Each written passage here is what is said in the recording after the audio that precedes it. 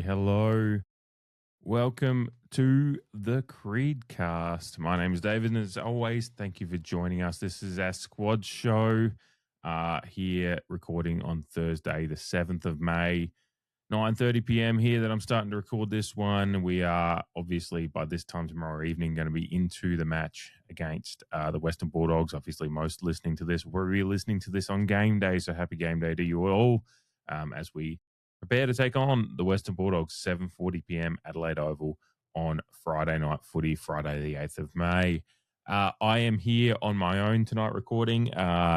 Jamie is incredible with giving me a lot of his time as we do this podcast. But there are nights where family obligations do come up, and Jamie has had to skip the live recording tonight. But he has sent through about 10 minutes worth of voice note here to get into. So I'll try to keep it a bit shorter tonight. Obviously, I don't like talking to myself all that to the nth degree that Jamie and I would do a podcast together. So I will try to keep it a bit shorter tonight, so you don't have to listen to me babble on. But we certainly do have a little bit of Jamie here in voice note form to listen to here in a moment. And we'll obviously I'll get to a quick preview of the game here shortly. I didn't want to, I wanted to still put something out for you all and give you our thoughts on the game upcoming. Of course, a big game against the Western Bulldogs, a real kind of litmus test in many ways to, the Bulldogs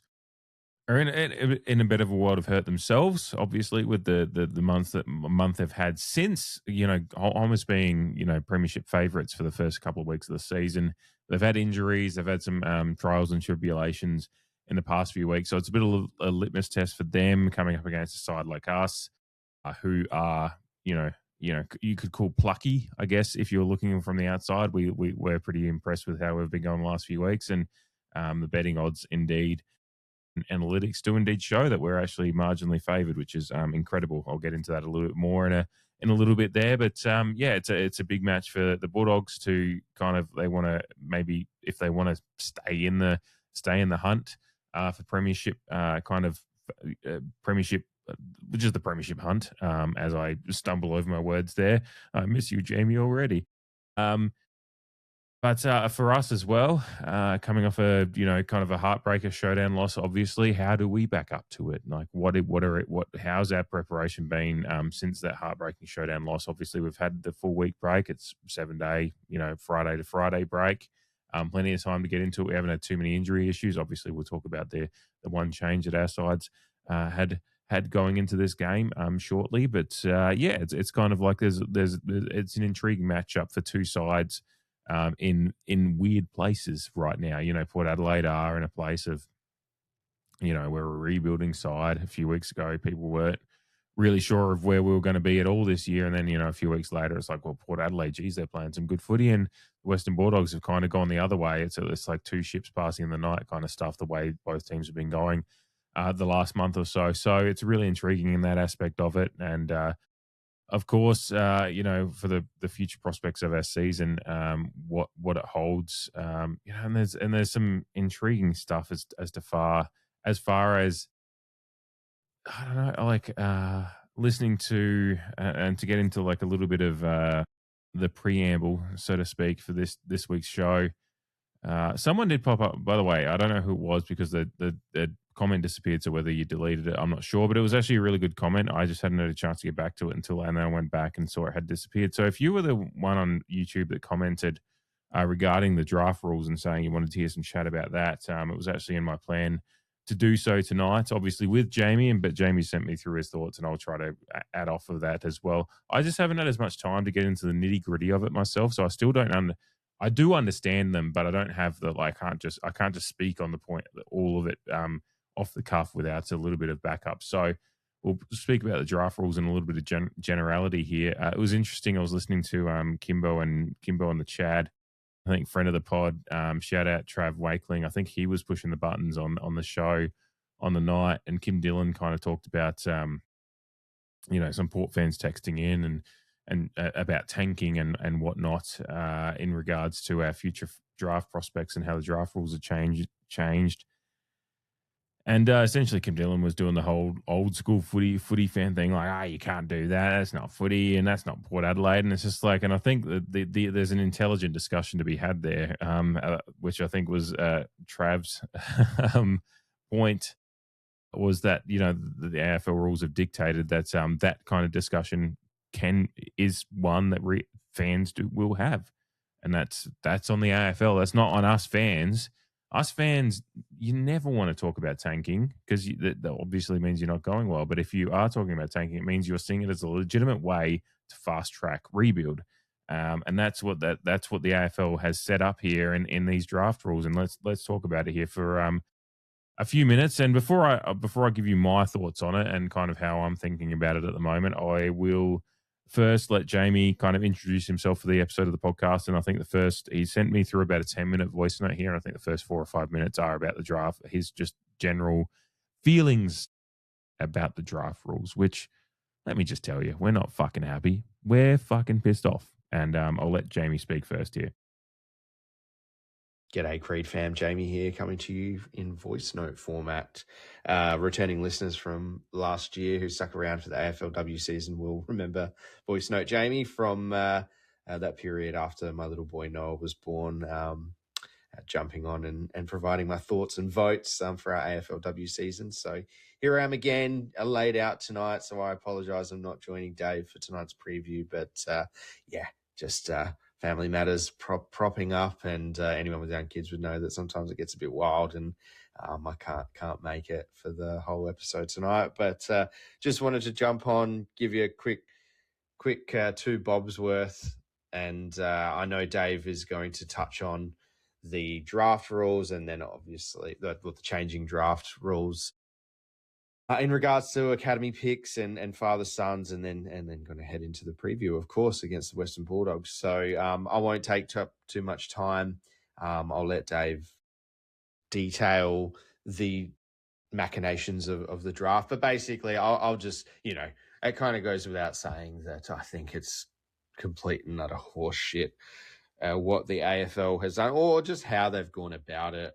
I'm totally aware that the draft concessions have been very favourable to the clubs who have been able to benefit, as Greg Swan alluded to on his AFL 360 spot. However, I just think it's abhorrent behaviour from a governing body to not give clubs any runway to such significant changes. Of course, even us Port fans who have some promising prospects on the horizon aren't against making the system fairer for everyone. But when you've planned for particular draft picks over a certain period of time under the previous rules, and then that rug kind of gets pulled out from under you, I feel like we're within our rights to be upset. And CEO Matthew Richardson's email to the members, and it would have filtered out by now to everyone else. It was quite pointed, and I actually loved it. Dave and I discussed the email and really appreciate Matty Richardson and then the club broadly just getting on the front foot and making their feelings known about the AFL and how bush league it is, as we've discussed. And we've discussed this a little bit as the talks were going on beforehand, but they're all confirmed now. So like I said, I'll let Dave detail those. But I just wanted to say, like, I'm all for change. I'm all for making it fair. But to just drop it on everyone with mere months to go is just, it's bull crap. But so now it makes things a lot more difficult for us to, do what we want to do in a season of football from a home and away sense, but then also cash in on someone we've put a lot of time and effort in, Dougie Cochrane, at the end of the year, which, look, I'm still confident will get done. But again, in that email, in terms of particularly next year, I think the club is resigned to the fact that, maybe one might slip through, which would be devastating. But hopefully, we can work it all out. And, obviously the Zach Butters topic keeps coming up in association with it. I'm obviously quite firm in if we can keep Butters, I'm keeping one of, if not the best player in the competition and make it work however we can outside of that, which again is a tall order. So, yeah, look, I'll just keep going around in circles in that. Yeah, it's no surprise to anyone listening, our feelings towards the AFL being a bush league and a circus, but I'm sure you feel the same way. In regard. Bush League, Audrey, it's Bush League. This fucking league that we love this sport. And Jamie and I have brought up this point a couple of times, I think. We love this sport. We love Aussie rules footy. We love supporting supporting Port Adelaide play Australian rules football against other clubs that are in a competition against us. I have massive issues with the AFL being the custodians of the competition and how they just are at whimsy, just whimsically just fucking flittering their hands up in the air and just saying, oh, we're going to change this now and change that now. And fuck you if you don't like it. Fuck you if we don't even give you any real preamble to be able to do anything about it. Greg Swan has essentially just said, fuck you. We kind of said something's going to change, la-di-da-di fucking da. Last year, because he's done that a few fucking times. Jamie's brought this up a couple of times on the podcast. I apologize for cussing. This topic is making me really, really angry, to be honest. Greg Swan's done this thing where he's just like, well, we flagged it to clubs in 2025 that changes were coming. Flagging something doesn't fucking mean a thing to me and to clubs. It doesn't mean a fucking thing. It's particularly when flagging something to clubs should actually still come with some grandfathering in anyway.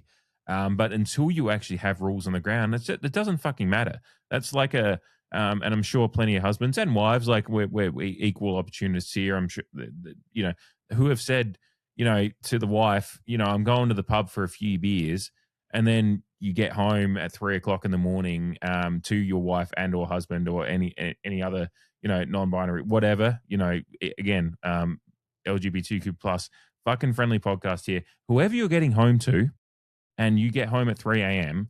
and they're fucking throwing shit at you, and they're just like, that was not what you said. And you're like, well, I said I was going to the pub for a few beers.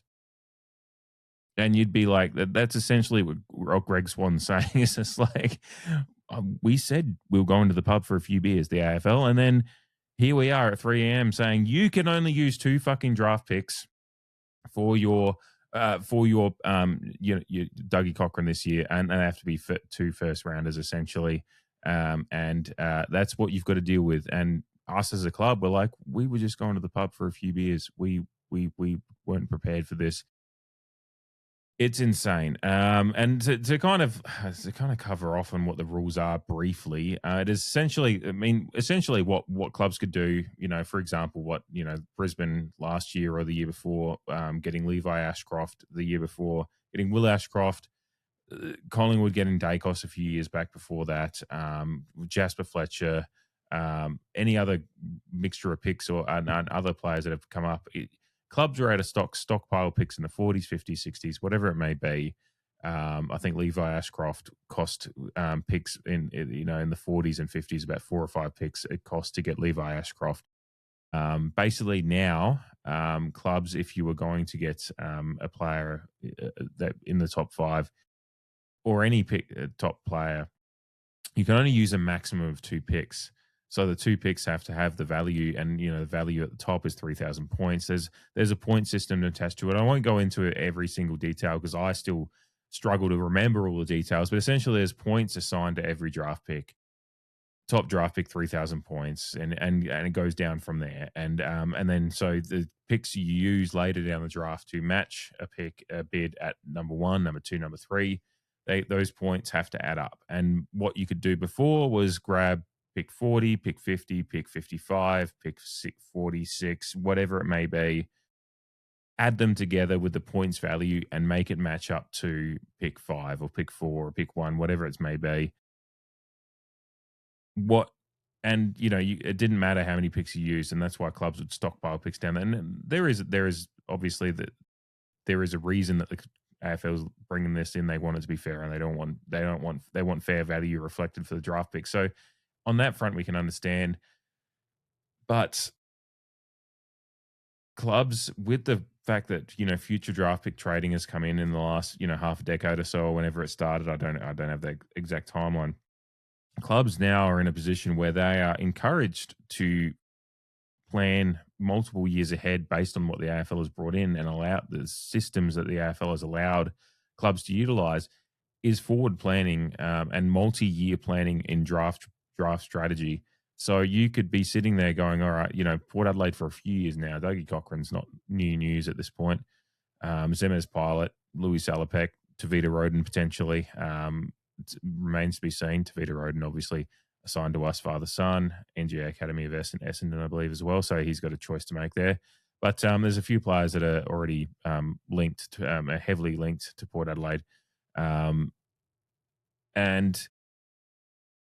Port Adelaide have had it has been in their plans for a few years now that we're going to utilize the draft machinate, the draft system and how it's been utilized over the past few years. Port Adelaide would have seen what Levi Ashcroft cost and all those ones and been planning around that. And while Greg Swan can, go to the cows come home about the flagging plans, and Port Adelaide have certainly been aware of it for the last 9 months and been advocating against it because they're like, well, we've already been planning for the set of circumstances been there previously.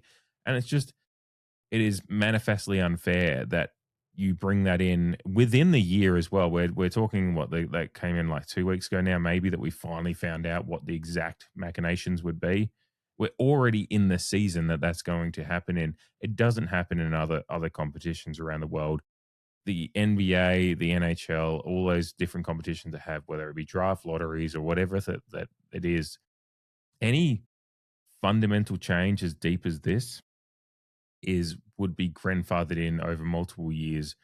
It certainly wouldn't happen mid-season. All leagues change little rules here and there, but that's the thing, is like, this is such a fundamental change to how list management is. And Port Adelaide, in their email, as Jamie kind of alluded to, basically said this is going to have big impacts on our list management plan, because they've had a list management plan previous to these rules being announced, and now they're going to have to completely change it. And I've loved, I think Tim Ginniver was on 5AA saying just march an AFL house, and Tim Ginniver's keeps a relatively level head on most things, whether it be umpiring decisions, different things that are happening around the AFL world. When it comes to the AFL and the actual week to week of it, Tim Ginniver generally keeps a level head because he understands swings and roundabouts of sports. So when a guy like Tim Ginniver is just that, absolutely enraged by it, you can just you get a feel for like the how unfair it is. It's obviously not us that are affected. Carlton have Cody Walker in their system. It's so funny that Greg Swan, in his talk on AFL 360, which was just a fucking train wreck of an interview, kind of talked about, Carlton have had their lick of the ice cream with Harry Dean. It doesn't matter what they've had. Every team's had the lick of the ice cream. The point being as well is that there's actually teams that, the Collingwoods and the Brisbanes are teams that were kind of rich in talent, and actually Brisbane were a team that were ascending, and then they get Will Ashcroft, and then they get Levi Ashcroft after one. They're actually good teams building up even more from it. And let's not forget that Greg Swan was at Brisbane in this time as well, and he kind of uses that as an excuse, and it's just like, no, that doesn't cut it here, son. These are teams that are actually doing well, but you've got teams in the next couple of years that are actually in genuine rebuilds. Like Carlton are going to bottom out. Essendon are in a real spot of bother. We are in a rebuild of some degree as well. And we're actually teams that do need these kind of these machinations to exist for a little bit longer. Look, I understand the AFL wanting to change these rules going forward and kind of change the way it's been, because it is becoming a compromised draft in a sense. But there was a time and a place for these changes to happen. And one, it's just actually give a period of time for clubs. Like, clubs generally trade a couple of years out in draft picks. So give a 2 to 3 year period, from the time that you're doing it. And then no club 3 years down the track can say, well, it's unfair now, because you've had the time to slowly get yourself in the list management strategy that is going to be applicable in 3 years when these things are truly coming in. And also the fact that we have Tasmania coming in a couple of years. There's actually just a circuit breaker time for when the league is going to get fundamentally changed for the first time in basically, 15 to 20 years since new clubs came in. There was compromised drafts at that point. By the way, Port Adelaide were bottoming out when GWS and Gold Coast were coming in back then as well. And it just feels like we keep going through a rebuild when there's a fundamental change in the AFL, and it's like it fucks up our list management even more. And then obviously we're getting these rule changes happen as well. And I really appreciate it. And I'll play this. I've got it here ready to play. What Jimmy Bartel had to say, kind of just in general terms about what just makes sense to him. And he seems to kind of he kind of puts it together very succinctly in like 45, 50 seconds here. That kind of sums up how I feel about it, and how and to be fair, a lot of media and pundits and fans have kind of said something along these similar lines. It just made sense to do it this way. So I'll play this from Jimmy Bartel here. I think he was on the Eddie and Jimmy podcast or show or whatever it is, the one he does with Eddie McGuire. Differing opinions on Eddie McGuire on that show at times, but Jimmy Bartel here is very, very good. But my suggestion would have been, this is what's happening, and this is going to start once Tassie has done their 2 drafts. But don't we want all current 18 clubs to be in as strong as position? Now, clubs will make bad decisions, but give them the opportunity to be as strong as possible leading into Tassie. So that means Essendon getting, what the current arrangement is, Carlton getting what the current arrangement is, Port Adelaide getting what the current arrangement is. And yep, it's going to hurt because we'll always look at Brisbane winning a premiership, then adding another star player. But we sort of have to park that emotion and make sure all 18 clubs, you've got your ducks in a row, because there's no whinging and no complaining, because we told you once Tassie go draft, as you said, as uncompromised, or we're going down that path. But my suggestion would have been, I love that from Jimmy. It's essentially just saying you had a time to make this change. It was very, very easy for everyone to look at. And then also, it is a very, very salient point to be like, don't you want all your current stakeholders in the AFL to be, and he obviously says, teams own bad management decisions aside, give them the opportunity to be in as strong a position as possible, because then you're going to have compromised drafts, Tassie loading up on talent, obviously some poaching of talent from other clubs as well. Give clubs the opportunity to just be in a strong position to make, because that will ultimately make the AFL as a product better. If Port Adelaide go out and get Dougie Cochran, Louis Salopek, and Tavita Roden and Zemas Pilot, and there's a couple of busts there. We obviously hope not, unless they do end up at other clubs. No, I wouldn't wish bad on anyone, unless they go to the Crows. But it's just give clubs the opportunity to be in a strong position. All clubs to be in a strong position, as well as allowing Tassie to come into the competition in a stronger position as possible. And then it's better for a healthier competition, which makes total sense to me. What I also hate is it does encourage, the AFL keeps saying it's not encouraging tanking at all, but it does. And again, shout out to Trav Wakeling on SEN, pushing the buttons there, and kind of the discussion had with Kim Dillon and co. There is no reason for clubs, like, what it does is open up this machination of if you finish 10th, 11th, whatever it may be, you're just finishing in no man's land, or particularly if you finish kind of in a wild card spot. Because what the AFL has also done with these rule changes is picks are going to have loading. If you finish first or second, there's actually the points loading. So I talked about the points before, the 3,000 points as what the first pick costs. The draft value index is what it's called, the DVI. You'll hear DVI a lot, and that's draft value index. And 3,000 points, I think, is the first pick. I think it changes depending on the clubs, so it could change once Tassie comes in. But anyway, 3,000 points is just a good starting point. Again, read into it yourself if you want to, because I'm not at all an expert on this. But you have 3,000 points at pick one, but for example, so if you finish first or second, you actually had to get 20% loading on picks, so you'd actually have to pay 20% more than that 3,000 points, whatever the math works out to that. Third and fourth, 10% loading. 5th, 10th, there's no loading, so it's just the base cost. So 3,000 points is what it would cost. But then 11th through 18th, you get a 10% discounted bid, so you don't have to actually pay that three. If someone bids on, say Dougie Cochrane is the number one pick, a club bids on him at number one. If we are, if we're going to match that bid at number one, then we don't have to pay the 3,000 points value. We only have to pay the 2,700. I think 3,000, 300 being 10% would be is the cost. So we'd get 300 draft value index points taken off that. So we'd actually only have to pay a value of 2,700. But if we happen to, let's win the premiership this year, happen to finish first, then we or it's ladder, maybe it's ladder based. I'm not sure if that means that if you finish first in the minor premiers, you might have to pay 3,300 points, right? So this points value stuff, and the fact that you can only use 2 picks to get there means that you've got to use if Port Adelaide are going to have to use the pick that we get based on hopefully our position. I mean, hopefully is a weird way to say, but look, we look at this year, and even though that we're playing some good footy of late, we look at this year and go, look, we should we realistically expect we're going to be finishing 11th through 18th is what we've been expecting going into this year, and the hope that comes out of the last few weeks not aside, you still probably realistically think that this season ends up that way. So it means we only have to pay 2,700 if Dougie Cochrane does get a bid on at number one, but then we only have 2 picks to play with. So maybe we finish 13th, 14th, we get the 5th or 6th pick, whatever it may be. We have to use that pick to match the Dougie Cochrane bid, and then we have to have another pick, probably in the top 20 or something like that. I'm still not sure. I still don't have the points in front of me, and I'm just kind of talking in general terms.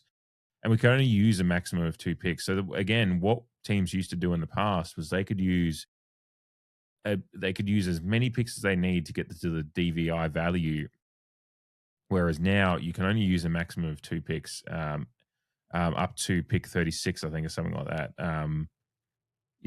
Clubs can only use a maximum of 2 picks to match a bid up to and including pick number 36. So you can't use any of those lower picks, and they're not going to have the value to them anyway. But what it's doing, not only Brisbane back in the past, like technically Brisbane, if they'd had a top 10 pick for some reason out of a trade or something like that, they could have kept that pick. They probably would have used it, maybe, I'm not sure. But you could load up with later picks, match the bid, and then still have your top pick. Whereas now we are going to have to use our pick and use the other pick and then where does that other pick come from? And that's where the Zach Butters thing comes into account. How many picks we're going to get for Zach Butters in matching a trade. What it also irks me as a fan, wanting Zach Butters to stay at Port Adelaide, and obviously I expect him to leave. I've said that on the podcast plenty of times, but I'd love him to turn around and be like, no, I like the project here, happy to stay. It creates an issue where if Zach Butters does stay, we don't get the draft value, obviously, from a trade, that the inevitable haul of picks that we're going to get from a Zach Butters trade, if that is to so occur. And then we've somehow got to find then the DVI draft value in other moves, and it's kind of forcing. And the conspiracy theorist side of me could be like, it's fucking VFL wanting to get a player like Zach Butters back in Victoria, and they're putting these changes in there, so it basically forces Port Adelaide's hand, and it does fundamentally change list management strategy, because you've got to have to find, if you are that keen on talent in those areas that are going to be number 1, number 2, number 3 picks in particular, you're going to have to find 2 first-round draft picks, or two draft picks in the 1 to 36 range, and in particular at the top 1 to 3 picks, going to have to find a couple of first-rounders to match that value, and it's going to make you, basically, Greg Swan said, you're going to have to either choose between getting that player or getting that player will mean that you may have to give up a player in a trade to get the draft value in. It's just like, it takes away a little bit of the romanticism of the whole idea of the father-son thing. Was a little bit of romanticism that you get the and I think there needs to be a little bit of a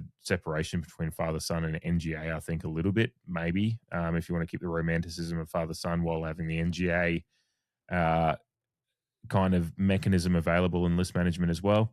Whether that's just me, I just think father sons, the romantic side of that should be there should be a different points value associated with that. Not that that would help Dougie Cochran, by the way. While we think of him as a father son, he's actually an NGA product because Stewie Cochran doesn't have the games played for Port Adelaide. It's an NGA thing there. So, but for as far as it goes for Tavita Road and Louis Selipek, that is father son stuff. So I'd like to, just myself, I've always wondered why there hasn't been a separation there.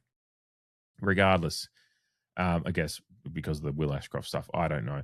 I would like there maybe to be a little bit of points of difference there, but that's just me. That's just a thought bubble of my own. But it is still, look, I've been going a long time here and I'd love to go longer.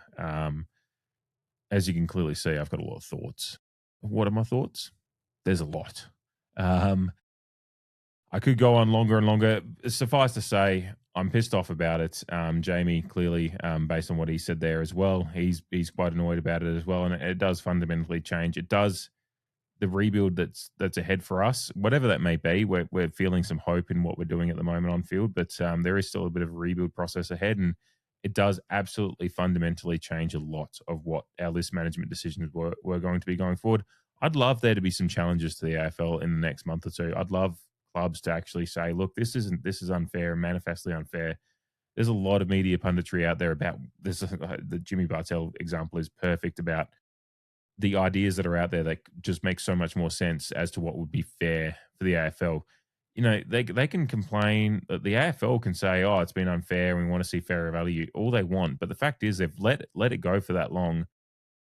What harm really is it to allow clubs that are actually going to need a little bit of rebuild help in the next couple of years to have the system stay in place, whilst you're also putting a date ahead in mind at a cutoff point like Tassie coming into the competition? It's not going to hurt. There's not going to be too many complaints about that. You can kind of just see from the pub test, so to speak, of how people are reacting to it, that it's not being received well, and not many are really saying it makes any sense. And by and large, it's a lot of talk about how unfair it is for the clubs, the stakeholders, the key stakeholders that are involved in kind of the drafts for the next few years, in particular the clubs that do have some talented prospects that they'd like to help, rebuild at a good pace and get forward. So it is unfortunate. I will be really intrigued if we get to the draft, and obviously I do expect things to stay the way they are. I'd love there to be challenges and the AFL to have to backflip a little bit, but by and large, I do unfortunately expect it to hold the way it is. But I do have absolutely no faith in the AFL as the custodians of this competition at the moment. I'll say that right now.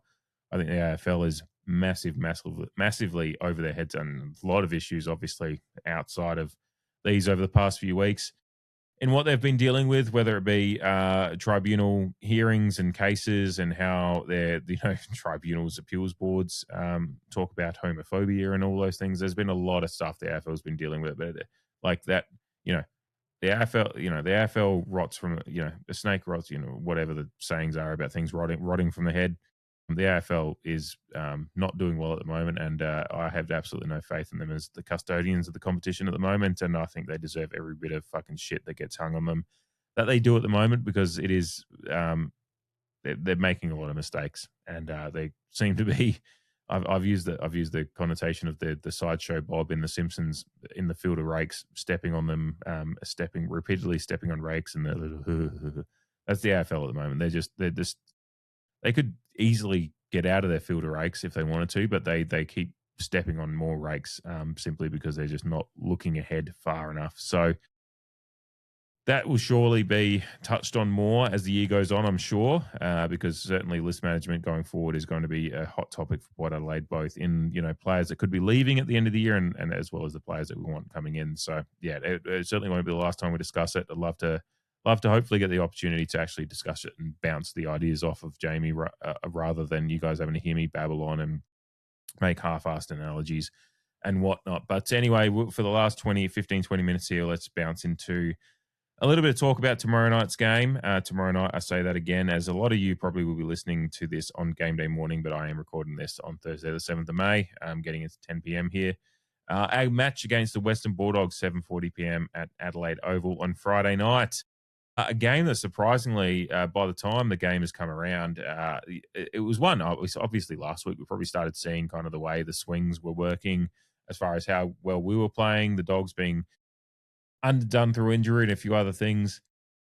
But incredibly, we are favoured in the betting odds. It is very, very slight, by the way. I will say that. It's very, very even, but we are favoured.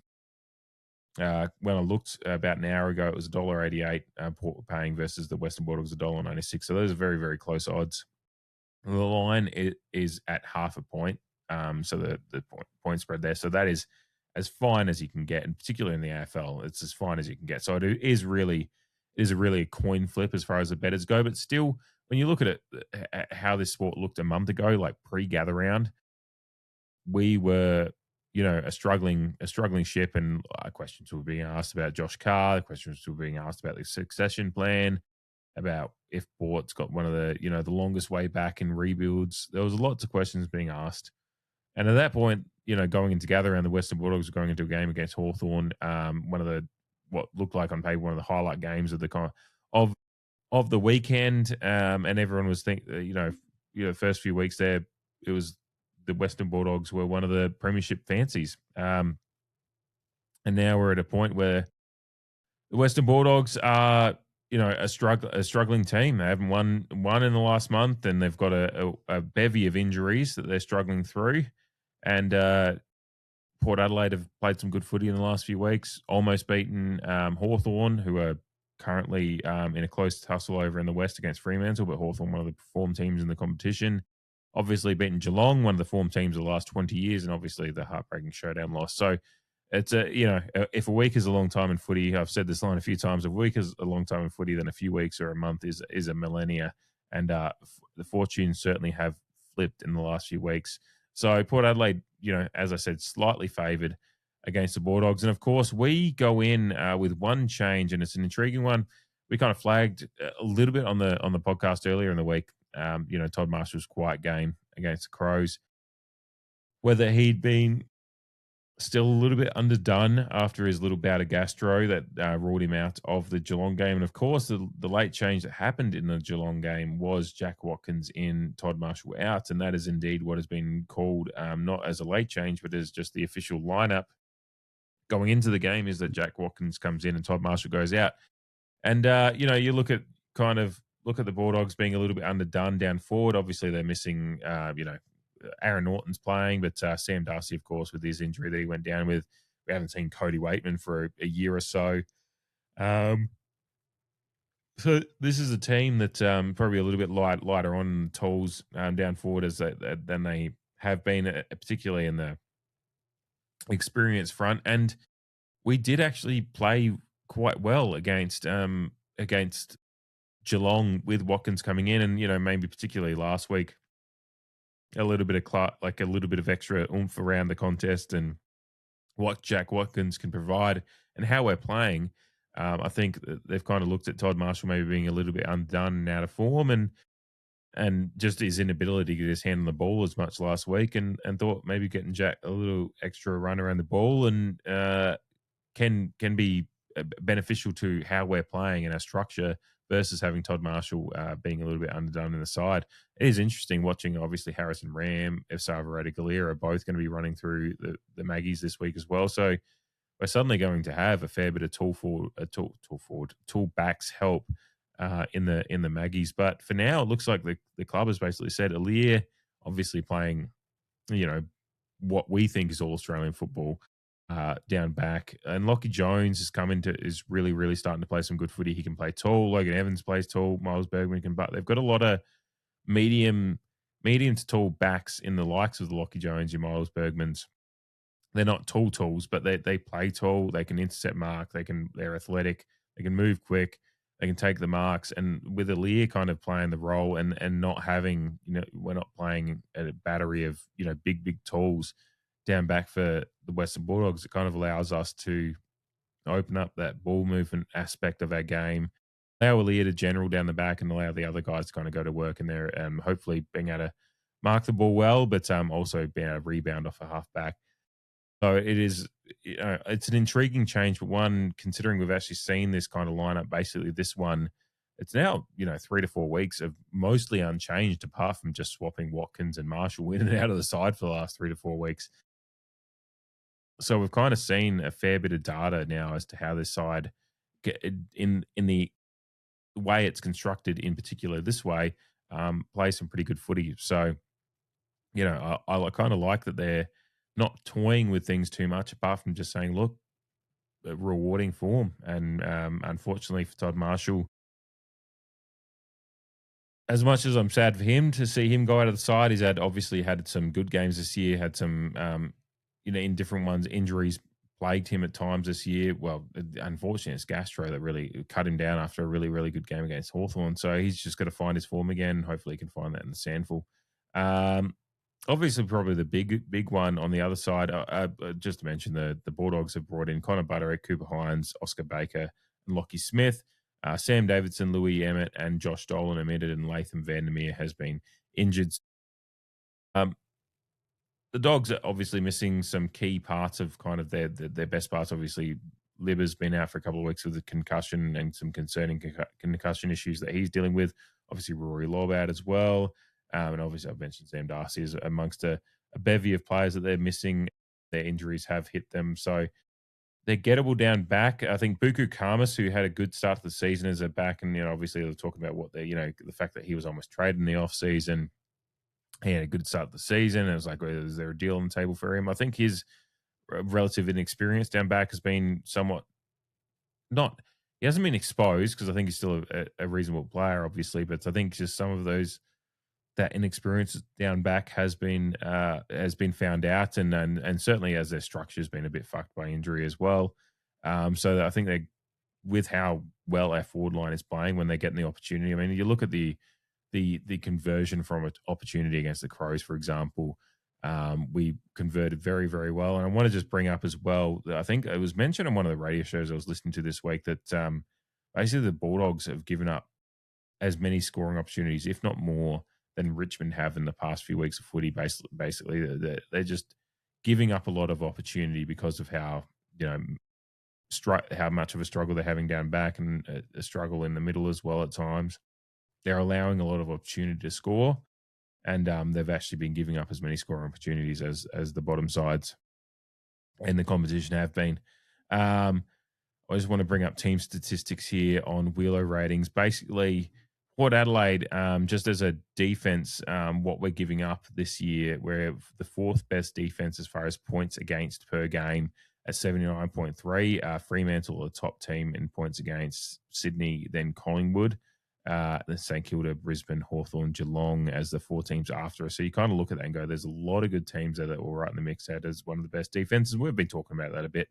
Conversely, the Western Bulldogs are giving up 98.4 points a game. So we're basically talking a 19 points more, 3 goals more a game that the Western Bulldogs are giving up. And that has been a lot in the last few weeks. The only teams worse than them are like the Melbourne, Carlton, Richmond, Essendon, and West Coast. So you kind of get an idea of kind of where their defense is.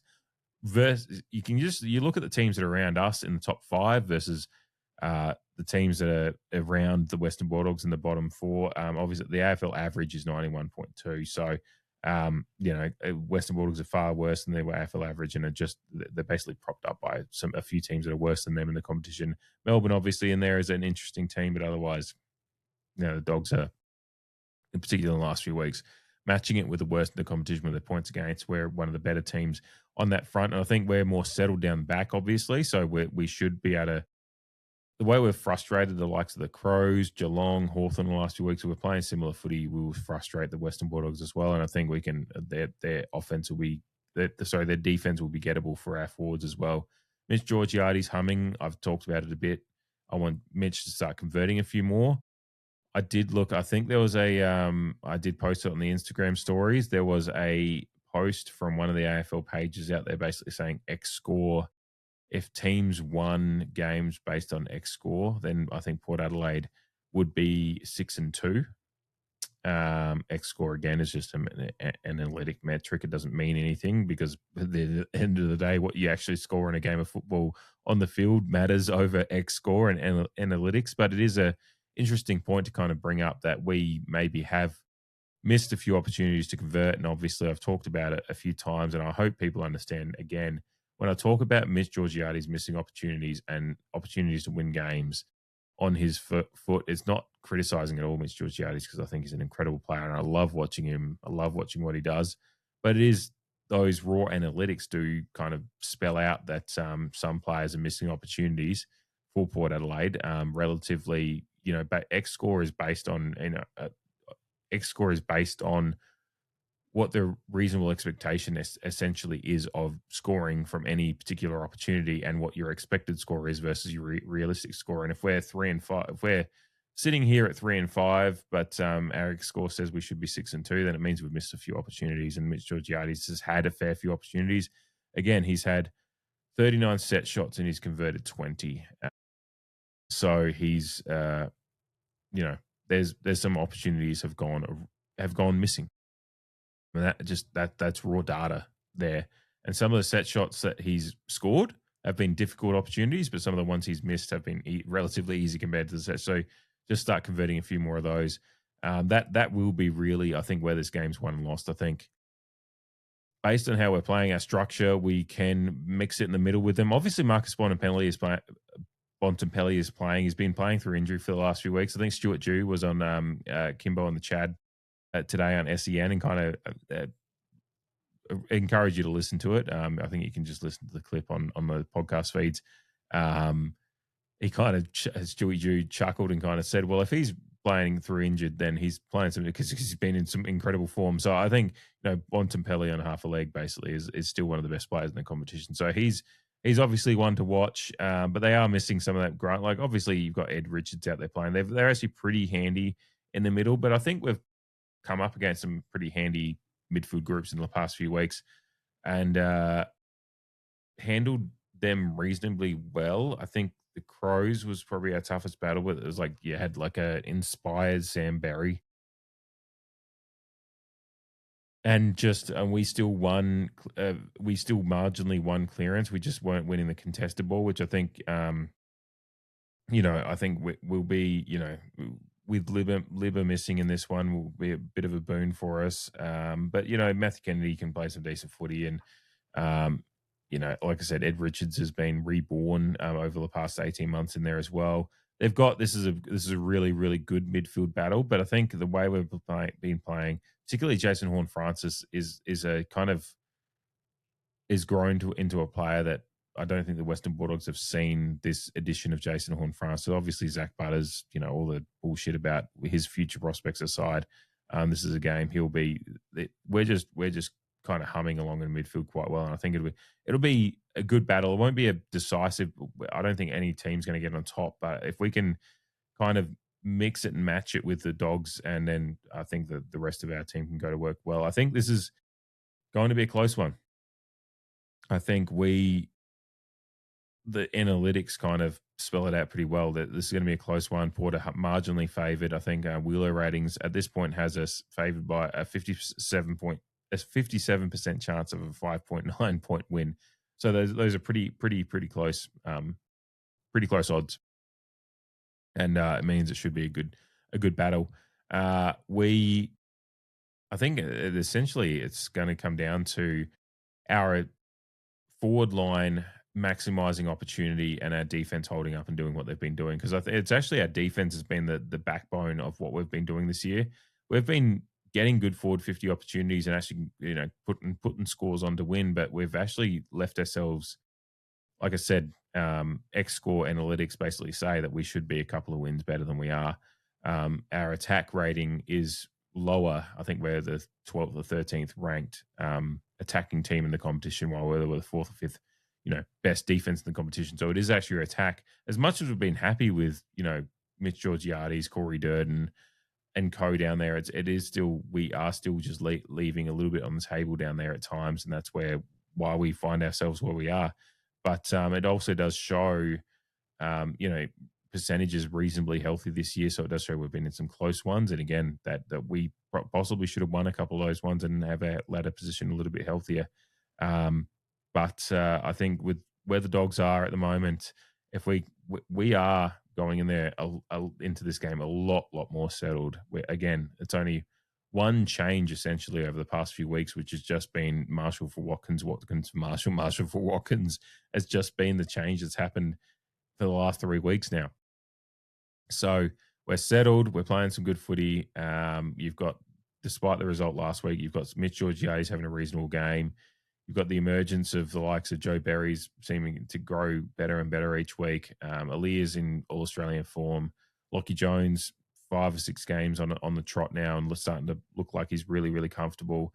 Miles Bergman's getting back to his best footy.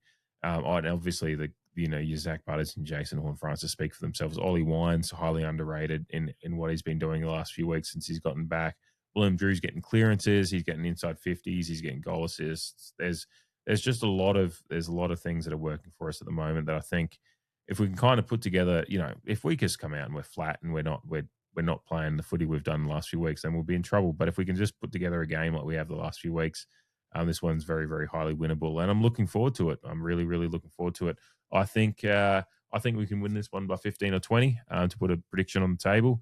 I've actually tipped us this week. I often, in a 50-50 coin flip, I'll tip against Port because I take the dumb superstitious tack that if I can get the tip, if we lose, then at least I get the tip. But I've actually tipped us this week, so I've gone chips in on Port Adelaide this week in footy tipping.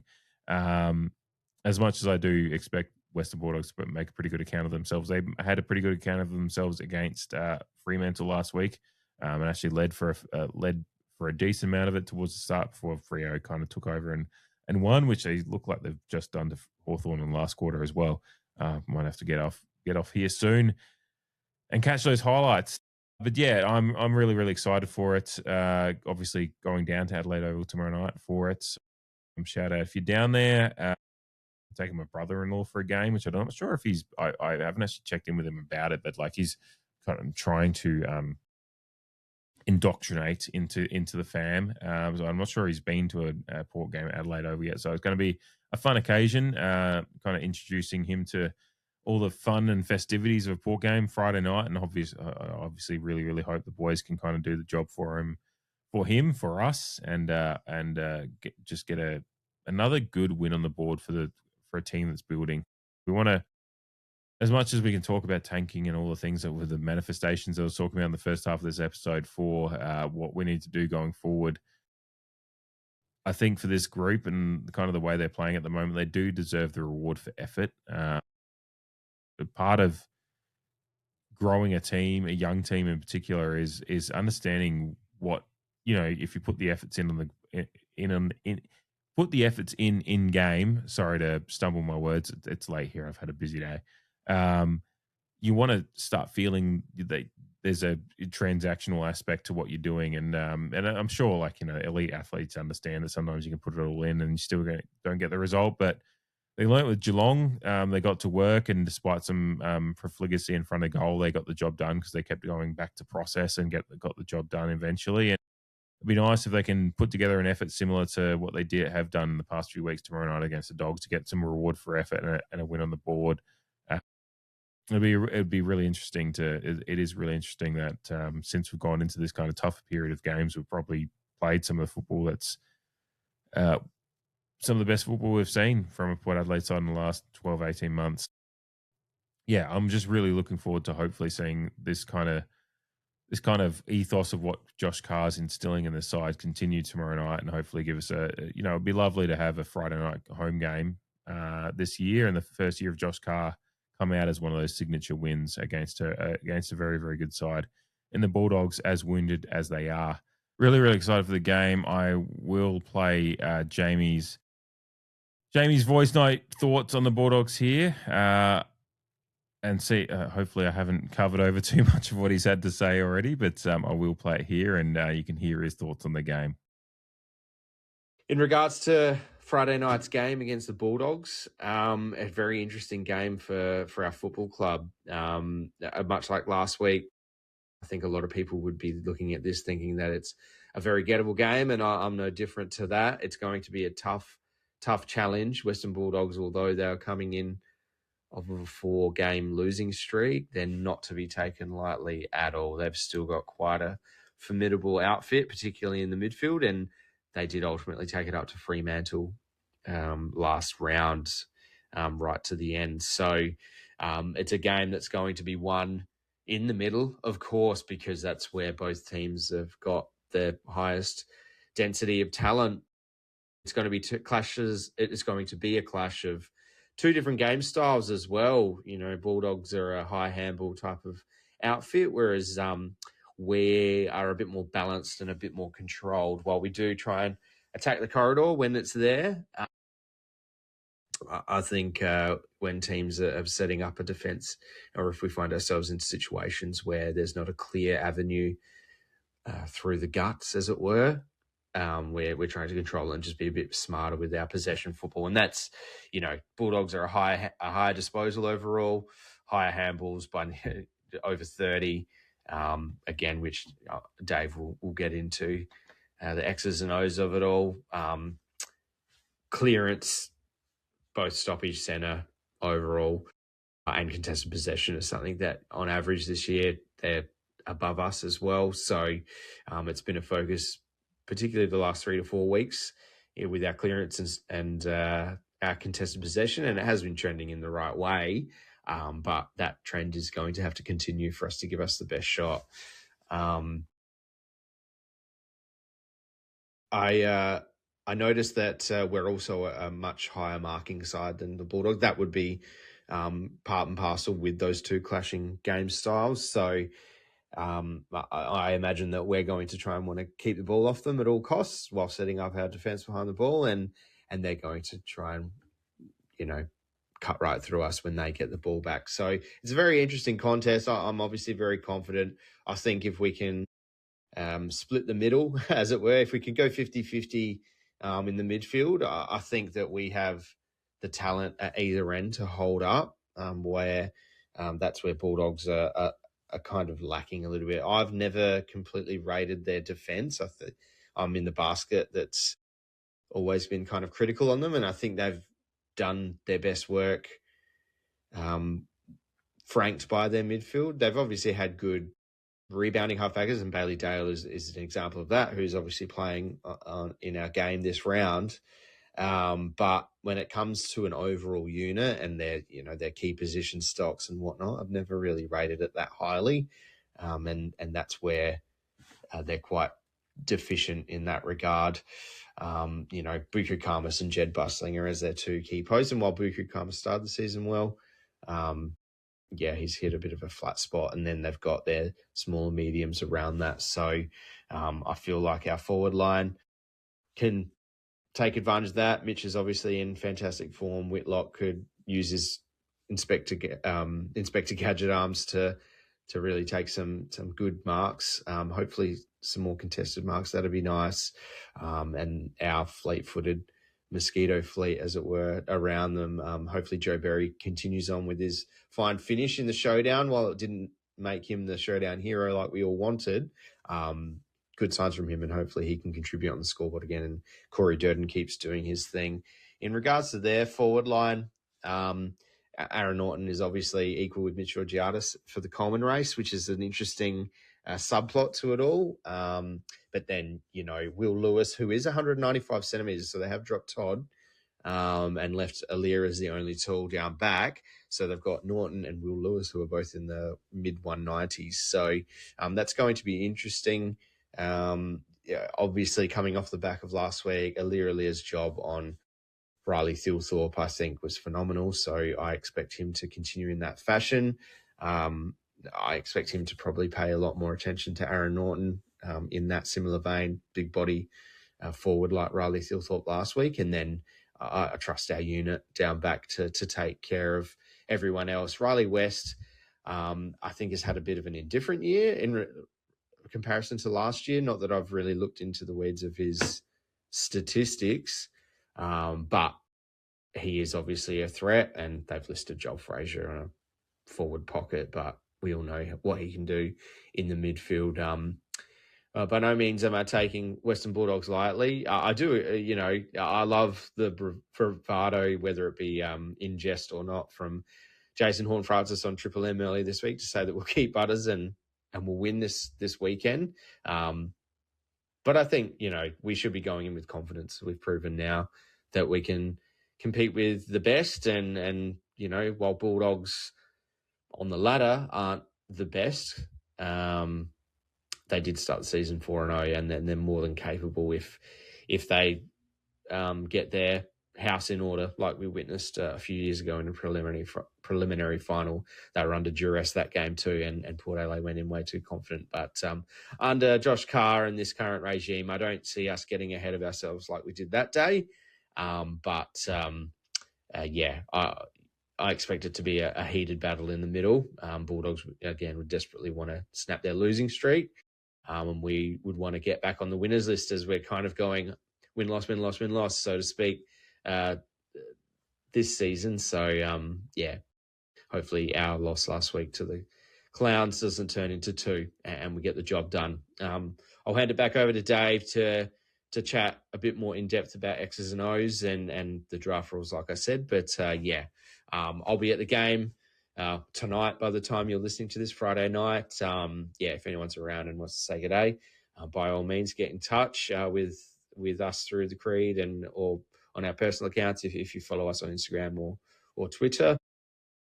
But really looking forward to it. Unfortunately, it's a bit later in the night due to the double headers going on, but I'll be there nonetheless and hopefully cheering on a win at home. So go the Power. I'll hand you back to Dave.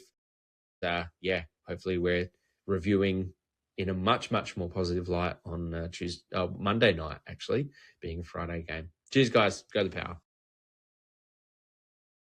Go the Power indeed. Yes, thank you, Jamie, for your voice notes. Of course, I was like, I'll split it. I'll split the voice note by playing the draft rules bit, and then I'll pause it, and then I'll get into talking about the rest, and I'll play Jamie's the rest, and then I kind of just got into my flow state here, and I'm not going to go back and re-record again because it's already getting late for me. But so I apologize to Jamie for only kind of tacking that onto the end there. I was trying to kind of produce on the run, so to speak, here on my own here. So, really good salient thoughts from Jamie there. And as always, like I hadn't listened to the full voice note before, and a lot of areas were pretty similar in kind of how we figure the game will go. Ultimately, I think it is just match them in midfield, and then let you kind of your surroundings go to work. And I think we're reasonably quietly confident that the surroundings can go to work well around the contest of this game. So massively excited for it. I always get a buzz around going down to a night game for Port Adelaide, one that is against a decent side as well. You got when you've got stars on the other side like your Bonds and Bellies and co, you do just get a little bit more kind of just that G'd up about the opportunity to go down and get a win against a side like this potentially would be really, really nice. And again, like I said, I just think it's important for a side like ours, a young side that's building, to get these kind of signature wins under the belt. You can talk about losing and tanking and all those things, but sometimes it's really important for sides in sports like these to get those tastes of winning as well. And a few tastes of winning this year, and then hopefully get the draft picks we want and whatever else. Is going to be really, really important for the future and accelerating whatever this rebuild is going to be for us.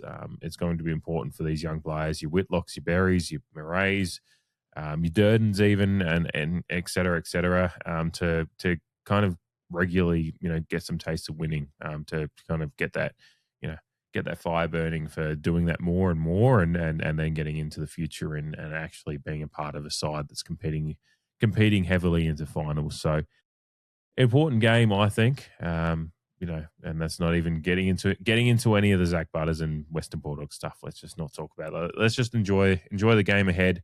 Enjoy Friday night at Adelaide Oval, watching our boys hopefully get the result. Can't the pair. Let's get it fucking done.